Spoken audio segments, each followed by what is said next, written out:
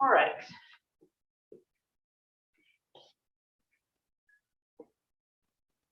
Let's do this. Hi, everybody. Can you guys hear me? Everyone? Good. All right. So, hi, Sarah.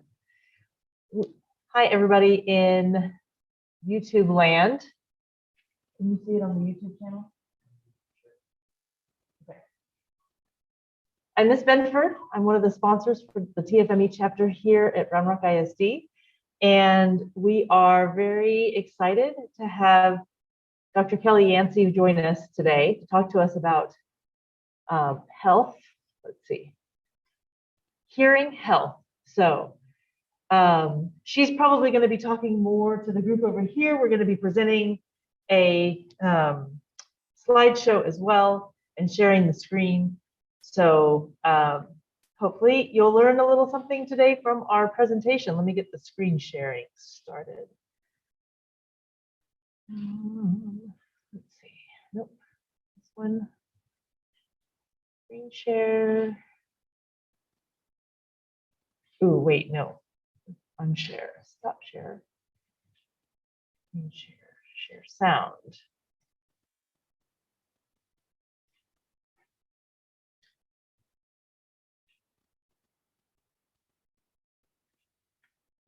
What are you seeing on the YouTube? Uh-oh. Oh, because you're not signed in. Okay. Yeah. Okay.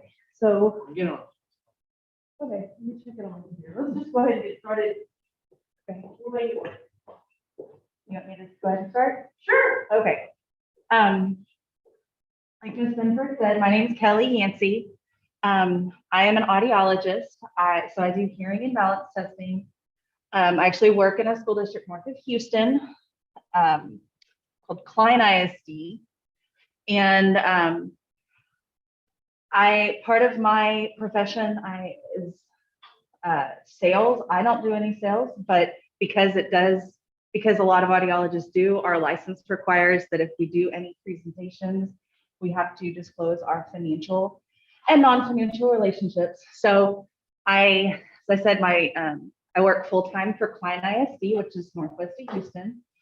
I'm also a contractor audiologist for head and neck surgical, which is an ENT practice in Houston. My non-financial relationships, basically why else I do this. My husband is a band director. He is a band director at Stratford High School in Spring Branch. My in-laws are retired band directors. There's no financial gain for me doing this presentation, but I have 3 young children and I get the night off from bedtime duty. That's why I said I will come and talk to y'all in person. So obviously musicians and hearing is a subject that's very near and dear to my heart, as there are a lot of band directors running around in my house or in my family. Real quick, audiology is just the study of hearing disorders. As I said, I do evaluations of hearing testing or of hearing. Some audiologists do balance. I primarily work with kids in the school system who are deaf or hard of hearing and require some kind of assistive technology. In the last 2 years with COVID and masks and everything, we've done a lot of how do you get a kid that's dependent on lip reading? How do they succeed in a classroom? Audiologists deal strictly with hearing loss. While I can look in your ear and say, yeah, it may be infected or not, I cannot prescribe medication. I don't do surgery. When I'm working at the ENT office, I send you down the hall and have the ENT deal with that. They may look at my testing and be able to have a better treatment plan because of it, but I don't do any treating of medical disorders. I do prescribe hearing aids sometimes, or try to give people resources for noise-induced hearing for noise-induced hearing loss. Okay, so a little bit about me. This is my family, and this only took 900 tries to get everyone looking in the same direction. That's what happens with 3 children. I was the drum major of my high school. I played clarinet. I was not a good clarinet player. So that was about, I played for 10 years and I still wasn't very good.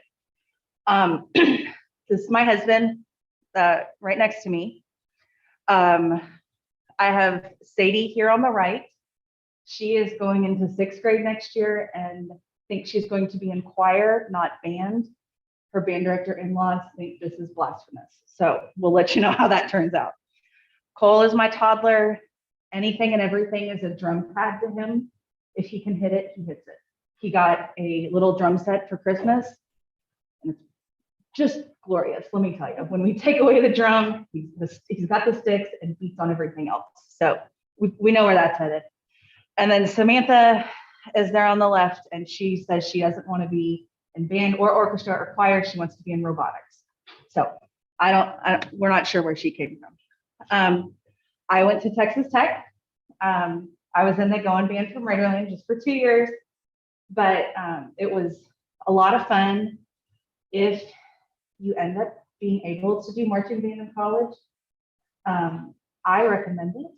I was not a big partier. Some people say marching band in college exists to party. I wasn't very good at that. So, but it's fun. You get to get in all your football games for free. Not being a music major, again, I'm not sure why they let me in because I wasn't a good musician, but it was a lot of fun. And then I have a graduate degree from Texas Tech as well in audiology. Okay, so I spent 8 years in school studying hearing. And instead of boring you guys with what I did for 8 years, I have a really good YouTube video of this.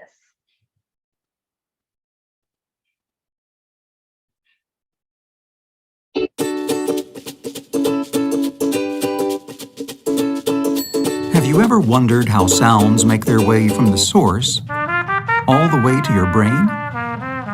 Take a trumpet, for instance. When it's played, it makes sound waves in the air. The outer ear catches the waves, which then travel through a narrow passageway called the ear canal. The sound waves reach the eardrum, which is a membrane roughly half the size of a dime. They make the eardrum vibrate, which in turn vibrates 3 tiny bones called the malleus, incus, and stapes. These bones amplify or increase the sound vibrations and send them to the cochlea. The cochlea is shaped like a snail and is the size of a garden pea. It is filled with fluid, and the sound vibrations make this fluid ripple, which creates waves. Hair-like structures called stereocilia sit on top of hair cells and are grouped together as hair cell bundles inside the cochlea.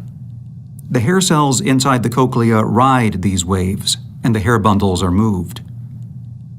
The hair bundle on top of the hair cell turns these movements into electrical signals. As the hair bundles are moved, ions rush into the top of the hair cells, causing the release of chemicals at the bottom of the hair cells. The chemicals bind to the auditory nerve cells and create an electrical signal, which travels along the auditory nerve to the brain. Different hair cells respond to different frequencies of sound. The hair cells at the base of the cochlea detect higher-pitched sounds, such as a piccolo or flute. The hair cells toward the top of the spiral detect progressively lower-pitched sounds, such as a trumpet or trombone. At the very top or apex of the spiral, the hair cells detect the lowest-pitched sounds, such as a tuba. The auditory nerve carries the electrical signal to the brain, which interprets the messages as sounds that we recognize and understand.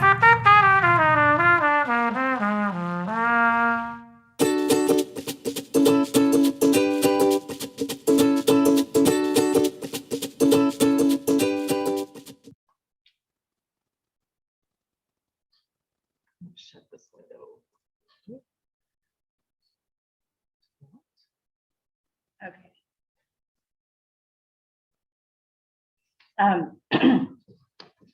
So another way to kind of think through that is those of you that are drummers, you know, if you're practicing for hours and hours in your hands, the vibration kind of starts to wear on your hands. Or if you play a brass instrument, and you're buzzing for hours on end. Your face starts to feel fatigued. I played clarinet, so there was some tension there. Flutes, I know you guys start to feel lightheaded after a while. It's the same type of thing with your hearing. Those hair cells that they talked about, the more you use them, the more that fluid makes vibrations. The vibrations are bigger if the sound is louder. So those hair cells get more and more tired the more we use and abuse them. So that's just kind of an analogy, just like anything else, the more we use it in our body, kind of the more tired it gets. So if you ever go get your hearing tested, they're going to plot it on this chart, which is called an audiogram. Down the side is volume. It goes softest to loudest. Across the top is pitch, lowest to highest. And they've plotted familiar sounds on here. And so anything above 20 decibels is considered normal. And then below that is considered some degree of loss. So you can see even like a grand piano at 1,000 hertz is in a, I mean, if you're exposed to that for a long period of time, it's going to cause hearing damage, no matter how good the player is. Same thing with obviously a rock concert.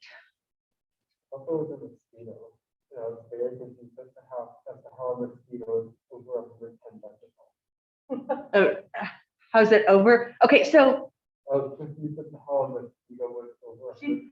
She thought the rock band was a mosquito. The image, oh no. So yeah, no, it's a rock concert down there. And there, I mean, yeah, these are just, this is an old diagram too, but the idea being kind of some of the louder machinery is down here at the bottom, the low pitched trucks, lawnmowers, all the way to your higher pitch, an airplane taking off or a helicopter. And we know the rock concerts encompass all frequencies.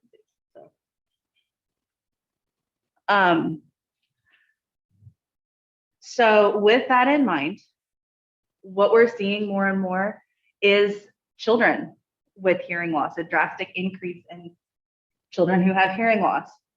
And that can be due to two things. One is better awareness. We test our kids younger. We mandated newborn hearing screening. So in a county where there's more than 1,000 births a month, I believe it's required that a baby 300 births a month. It's required that a baby have a hearing test before they leave the hospital. So we do have better detection, but we also have things are a lot noisier. You have kids mowing the lawn. We go to concerts, not necessarily knowing we need to protect our ears. I'm a big fan of my AirPods, but you got to be careful about how loud you have them. And at one point, there was research saying that if you just walked around wearing one AirPod, that was worse than having two, because if you had just one in, you're going to have it turned up louder. And that's why you have just one in, so you can hear everything else. But you just got to make sure you're not turning that volume up too high. Same thing with the Dr. Beats headphones. We know those can get super duper loud. And it's more than it used to be. All these things, AirPods go deep in your ears, so they sound is a little closer to the source. So musicians, why are you guys a group that is so highly studied? That's because while musicians, you guys are exposed to so much more noise. And I'm using the term noise. Yes, it's music, but I'm an audiologist, so I've got to use occupationally I did not do it. no. It does this thing where at a certain time, it wants to shut shut down. down the computer. Like energy management. That's it, we're done. But yeah. But no, so you guys are exposed to a lot of noise, a lot of sound all day long, more than any other profession, but you also depend on it more than any other profession.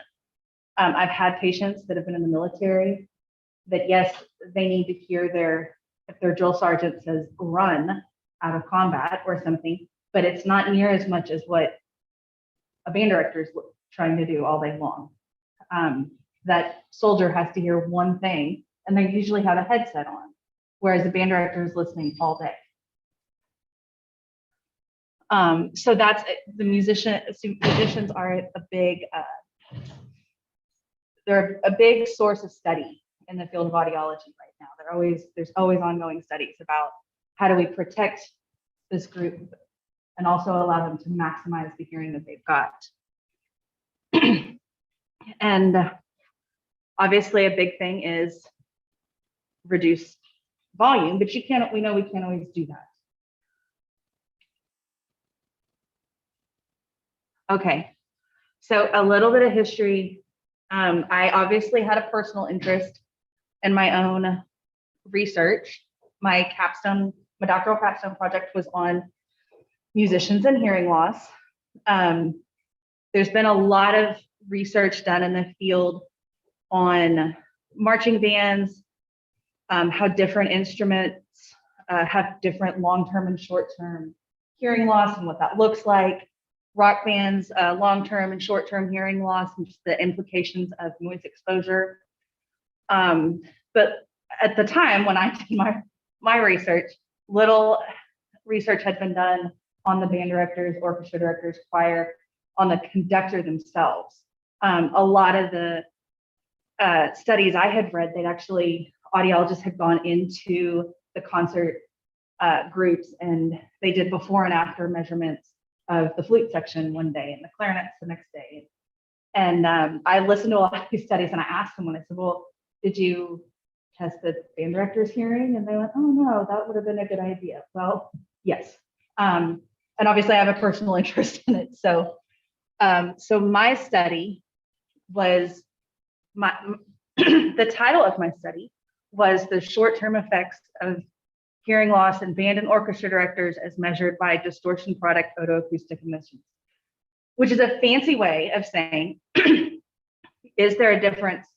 Because we know band director, if you are a band director or you're an orchestra director, it may be the same volume level, but we know the sound type is very different. We know the timbre is very different. You guys are exposed to different types of music and noise. And obviously, teach junior high, beginner saxophone class sounds very different from beginner woodwind class, or saxophone's woodwind, that's not a good example. Beginner flutes. So we know that you guys are exposed to this all day long, and it's different. So what I wanted to find out is, knowing these differences, is there a difference in the short-term effects of what each director is experiencing? And the results were there really was no difference. Both groups experienced the same amount of short-term hearing loss, regardless of what group they were teaching. And I had 10 orchestra and 10 band directors. I wanted to be able to divide it more into like junior high and high school. And I wasn't able to tease band out between like marching band and concert band. I wanted to be able to do that, but we know that's a big difference, obviously, as well. So they had about the same hearing loss. And what I did was, the way we test newborns in the hospital with this machine, you play a sound into the ear, everything's functioning like we want it to, it'll play a little bit of the sound back out.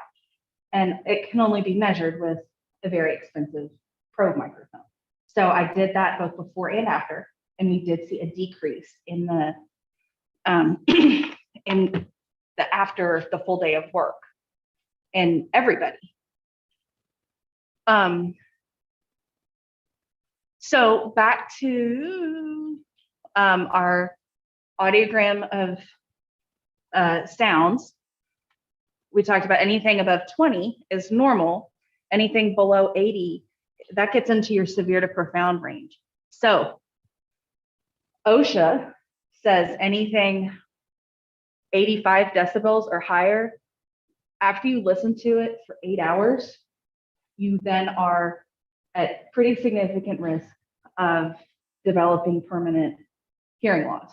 So every time that goes up by 3 decibels, you can only listen to it for half the amount of time without having some serious risk of permanent hearing loss. So,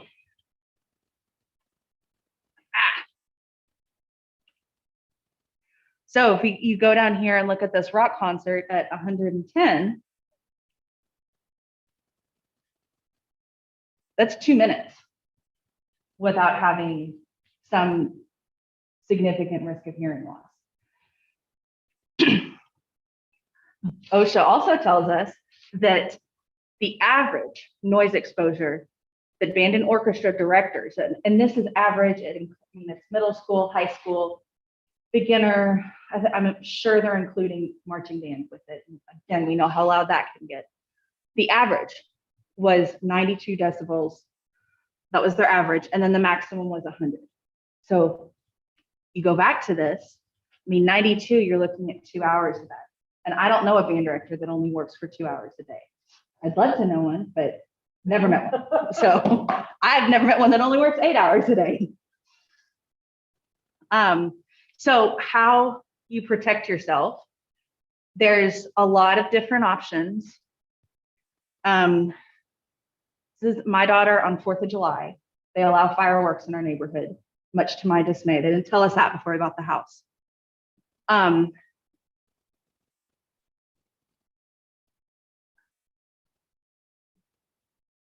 This is not the order I thought it would be in. Okay. There's a lot of different kinds of hearing protection. Obviously, the headphones, those can be pretty bulky, but if you are, if you're doing, they're going to offer the highest noise reduction rating. Obviously, if you're mowing the lawn, that's probably what you want to wear. They're harder to lose, but they are bulky, and it makes it tough I'm sure it makes it hard as a band director to wear those, or choir or orchestra. Kind of the most common one is the foam earplugs. We call them foamies. They are pretty cheap and easy to buy in bulk, and they are visible, which can be good and bad. One, for your students, you want to not create a stigma that protecting your ears is not a good thing, but also if one falls out, they're easy to find. If it falls out, on the turf or on the stage or something like that, they're easy to just roll up and pop in your ear. Most clubs, I haven't been to a club in ever, but my understanding is most nightclubs have these like big containers of these in their bathrooms and on their bar, because they are required if there's going to be a concert or a show that has a lot of, is super loud, they're required to provide these. They're also, like I said, they're pretty cheap and easy to buy in bulk. So if you can, I've known band directors that have written it into their kids' supply fees, that you can buy them yourself, or you can pay whatever to have them supplied to you for the year. You can get a big box. Yeah. Home Depot for like, $10 yeah. or less. And they say they're single use, but they say these are single use. We all know we use our masks more than once. So this is kind of we talked about headphones. Kind of the gold standards is our musicians' earplugs. Those are custom fit to your ears. They require you got to go see an audiologist that can take a mold of your ear, and then they're sent to the manufacturer, and they will send you back the mold itself. It has 3 different levels of filters. ER15s, the 15 level filter is what is the most common. And it's what most, I think it's what they recommend for marching band, actually. And what it does is it attenuates or dampens all frequencies across the frequency spectrum. It dampens them the same level. So you don't have to worry about distortion as you're trying to protect your ears. You're not going to be teaching someone out of tune because you can't hear as well. They are not cheap. I've gone to schools to, like I had a percussion director call me once and say, hey, can you come do them for my percussion section? What would the lowest just say? And I just said, I'll tell you a cost. And each pair was $150. And that was the invoice cost. I wasn't making any money off of it. So I knew a percussion instructor who said that he was writing it into his kids' supply budget for that as well. He said, we're just not gonna, because they did a lot of indoor stuff. And we know kind of depending on the environment, that can almost be louder sometimes. I'm not selling these by any means. I'm just saying that is kind of your gold standard. And this is kind of a geeky chart, but essentially the foam earplugs, you can see across the frequency range, it almost creates a bigger spike in terms of how much it attenuates at certain pitches, whereas the ER15s are flatter across the entire pitch spectrum. And for $150, I will tell you, they are custom fit to you. If you ever decide to get them from an audiologist, realize that you've got at least a 3-month warranty. If something's fallen out, you need to get it checked out. So if you think your hearing is decreasing, there's a couple of things. Prevention is obviously the biggest thing. So you've worn your earplugs, but you've got maybe a family history of hearing loss. The main thing is don't panic. Also, don't think that, oh, one morning I woke up and the whole world decided to mumble. That doesn't happen. So if you feel like everyone's all of a sudden mumbling, you need to get your hearing checked. And don't stop using the hearing protection. Don't say, oh, well, it didn't work, so I'm not going to do it, or I'm not going to use it anymore. If you end up with a hearing loss because of your occupation or not, your career is not in jeopardy. Under ADA, you are not going to lose a job because of possible hearing loss. So that's just something to kind of keep in the back of your head, that don't not get something checked out because you're worried it'll affect your career. Do schedule your hearing test. Every school district has an audiologist that works for them in some capacity. Some of the smaller districts just have a contractor that comes in maybe once a month, or I worked for one district that they just had me come in 5 days a year. But if you can track them down, they can point you in the right direction. I have teachers come in and see me for testing before and after school all the time. Most of them are happy to do it, just a real quick hearing test. Your school nurses, a lot of them have equipment to do testing too. And then an organization that it's a state-funded organization. It's called Texas Workforce Commission. They are, like I said, they're state-funded, and their entire mission essentially is to keep people working. So if you are individuals that lose their vision, they try to help buy them glasses to be able to work still. If you need hearing aids for your job, they help you get those. I don't know that they would help buy earplugs, but hearing aids, I've helped people get them through them. And they are, it's kind of a lengthy process, but it can be very helpful to a lot of people. And I have fit several band directors with hearing aids, and it takes a little getting used to, because they haven't heard, a lot of times they haven't heard these sounds for a while, but then once they get the hearing aids and can hear normally again, it's pretty life-changing. So thank you guys for having me.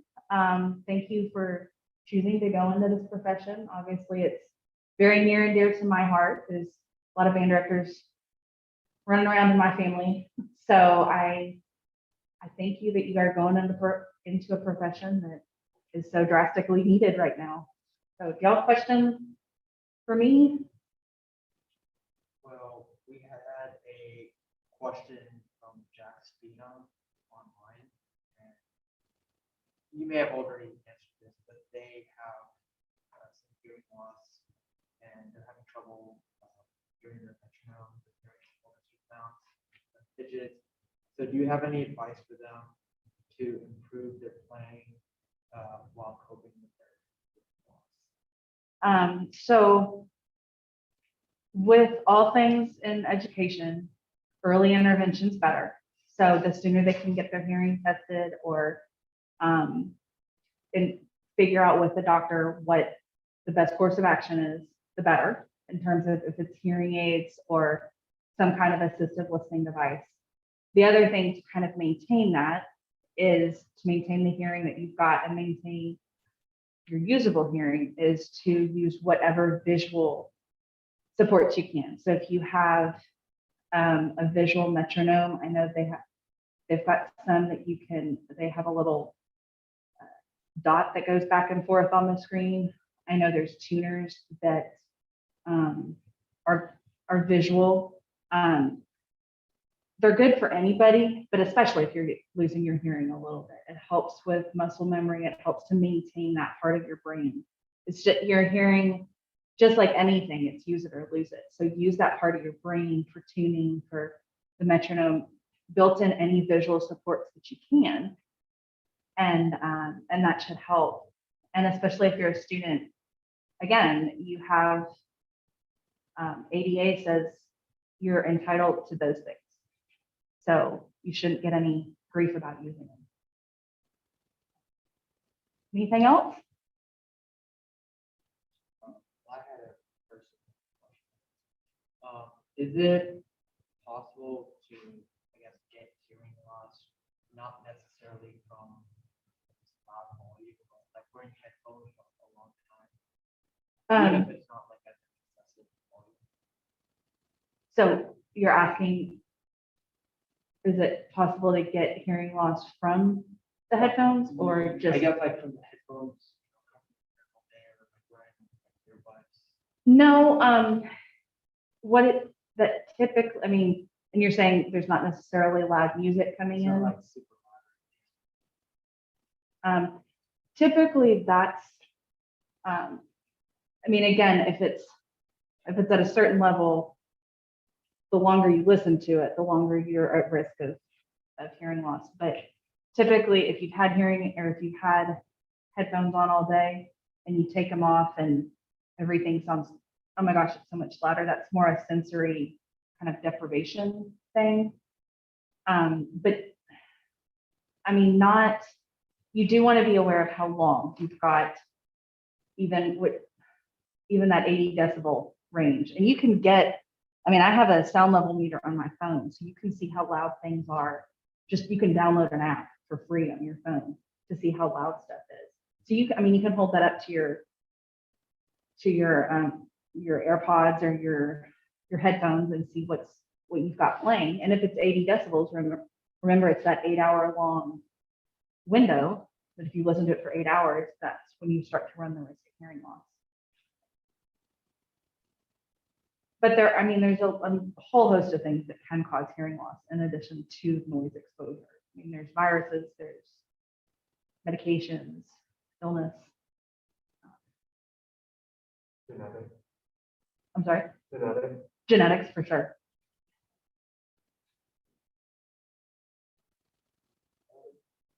Does anybody else have any questions? Well, this is my information and you've got the slide deck. So if you guys think of something or later on you have any questions or anything like that, feel free to reach out. I have a question. Sure. At some point, quite a while back, I think over 10 years ago, I remember being in a professional development and they said, as a band director, you want to make sure that you have the podium and you're set up as far away from the wall as possible. Because if you're a lot of band halls are set up and so they're so tight, and especially during marching season, when you're just trying to cram everybody in the band hall, which here at Round Rock you can't do, you tend to push the podium further back and further back and further back. That sound hits the wall, you absorb the sound, it hits the wall, and it comes right back and reflects right at you. And it tends to be like a whiteboard or chalkboard or something behind you, which reflects sound even more. what's the truth or what's is that true? Is that a thing? It is, that, that sound level meter that I was talking about and that you can download on your phone, you can actually get that's something you can measure. It's kind of the reverberation, and is it worse, up in front of the whiteboard, or can you stand in front of, lockers are actually a really good thing to have the sound lockers will kind of absorb the sound coming at you. Or even, you guys have the panels, a lot of band calls do, but yeah, you are kind of doubling up, especially with marching band. With the closer you are to the wall, everything kind of reverberates back to you. I know the high school that I went to, the band director was on the again, marching band, he was on the podium, like in the middle, and we just kind of squished in a circle around almost. And I forget not smelling very good. It was like, I think about that now, and I'm sure my band director should be wearing hearing aids if he's not, because it was loud. So it's, yeah, it's definitely something, the more you can change the background, so if you can do, like I said, lockers where you got kind of different levels, or if somebody was saying egg crates, or like those egg crate mattress covers are good, just anything that's not flat, that kind of helps absorb some of the sound and the reverb. How many of you guys in here are in choir? Raise your hand if you're in choir. Who's in orchestra? And who's in band? Okay. So, when you start working, that's definitely something you want to consider is, and even you guys in choir, it's not ever really going to get as loud in your choir calls as it might with the band.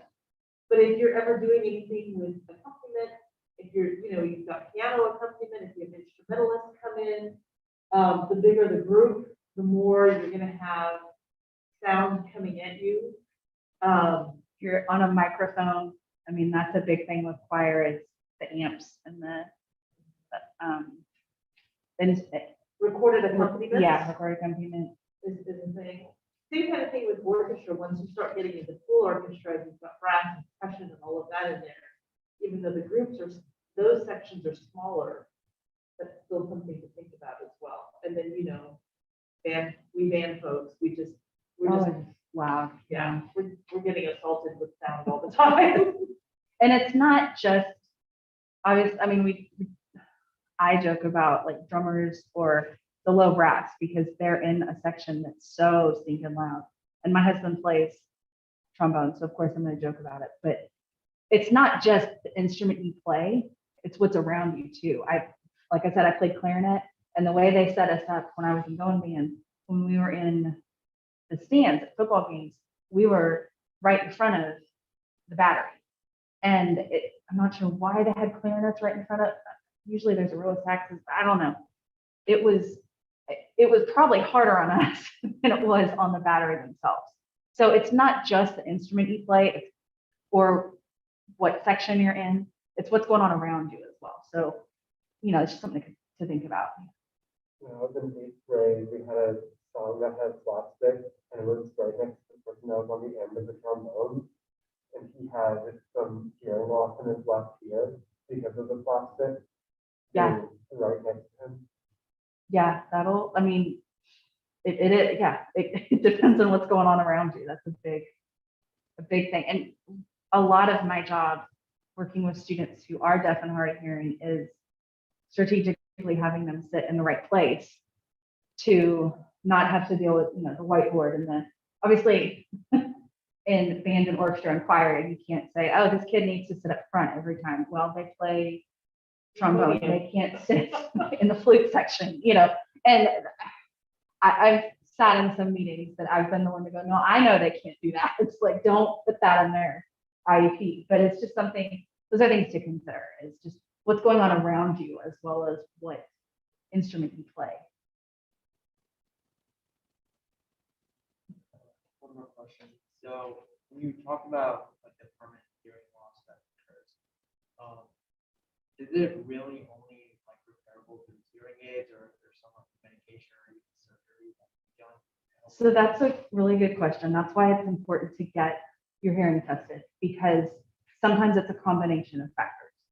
Sometimes it is, I knew a lady that woke up one morning and couldn't hear anything. Both ears completely gone. Hadn't been sick, just a very weird, no noise exposure. Well, she had a virus. I mean, and she didn't have like any viral symptoms. It was just a virus attack her auditory nerve. She was able to get into an ENT. They gave her some steroids. They did some stuff that they were able to bring the hearing back. So that goes back to, I mean, the quicker you can follow up with an audiologist and an ear, nose, throat doctor, there may be medical interventions, there may be surgery, there may be medications that you can do.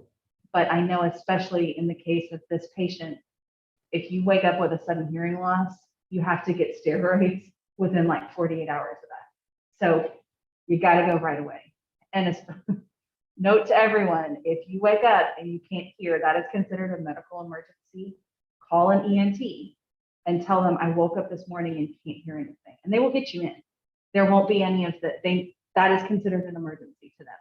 And they know you've got to get a steroid injection right away.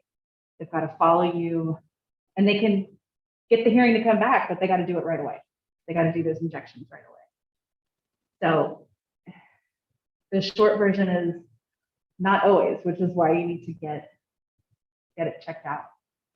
And that's not like a 911 go to the hospital. No, absolutely That is a call an ENT directly. yes.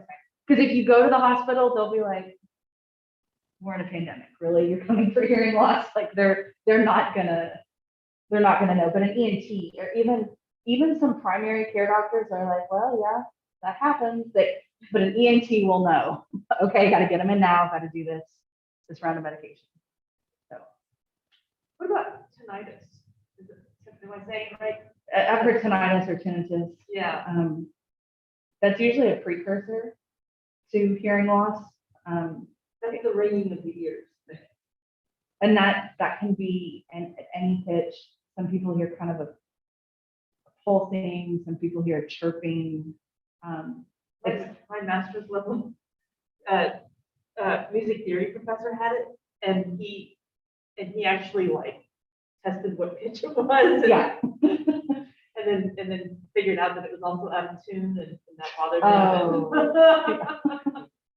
No, it can make you kind of crazy. So that's the other reason. I mean, if you notice that ringing in your ear, especially if it's just on one side, get into an ENT, because there may be something they can do.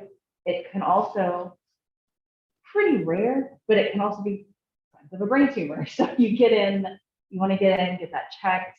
And again, sometimes it's an easy fix. That's the other part of my own father-in-law was like, oh, I don't want to get my hearing checked because I don't want it to affect my career. Well, number one, that's illegal. And once I fit him with hearing aids, he was like, oh my God, I love my job so much more now. So, because his job was easier. So, and he didn't ever have to go to an ENT, but it was like, if something could have been done, why not? I mean, if you could have taken medication or gotten a surgery in the office. I mean, there's all kinds of stuff they're doing in the office now. Do it if it helps your career. I mean, we didn't even talk about listening fatigue. If you've lost some hearing, you're straining all day to listen. It's exhausting. And if you can fix that, especially if it's an easy fix.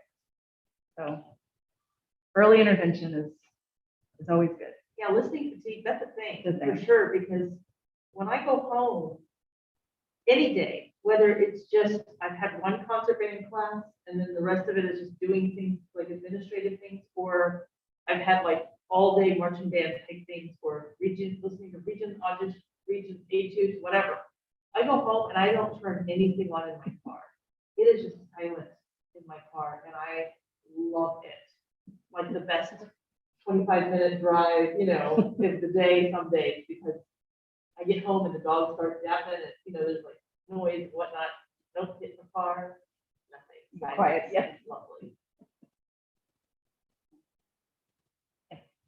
tinnitus. There's no way of like reversing what has already been done. It's a matter of like learning how to cope with it and preventing further damage, right? Yes. Sometimes it can be a medication interaction. A lot of it is learning how to cope with it. There are things called tinnitus maskers, which I don't know a whole lot about, but they almost look like a hearing aid, and it's played in your ear, or it's like a speaker that they play tones in your ear that it's supposed to help with it, but there's not a whole lot. That professor I was talking about, he got something to that effect. Uh-huh. But they were like incorporated into his hearing aids that he ended up Yeah. needing to get because he had gotten some hearing loss. And he said that life is so much better between the hearing aids and whatever they incorporated into it to help kind of balance out the tinnitus that he had. So Yeah, there are people that fit that. I've not done it, but again, I mostly work with I work in the school district. I mostly work with kids. So, but we do know people that have tinnitus. It can make you pretty batty. So definitely you want to get it checked out. And even sometimes it's just anxiety medicine to like, okay, I know how to ignore it now. Sometimes it's that simple. My uncle swore by a vitamin. He swears by a vitamin for everything. He was one of those when COVID came out. I would just take vitamin Q or whatever. It's like, D. yeah, D. yeah, he came up with his own. I don't know, but he swore it helped with. He swore it stopped the tinnitus. So, What would this vitamin be? I'm not even sure. It was not one I'd heard of before, but and that is something to be careful of. Is there's plenty of snake oil salesmen for tinnitus, so don't spend your life savings on something they say is gonna fix it. It's a $20 supplement, and you'll be out $20. Well, if it works, it works. But if don't spend thousands or hundreds even. My mom read something when she's almost as nutty as her brother that Guinness beer helps with hearing loss. I said, I assure you that is not the case. And no,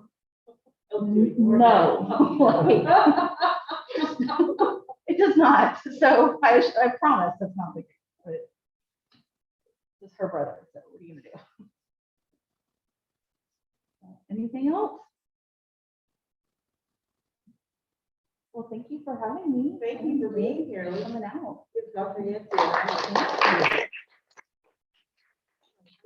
Stop the live stream.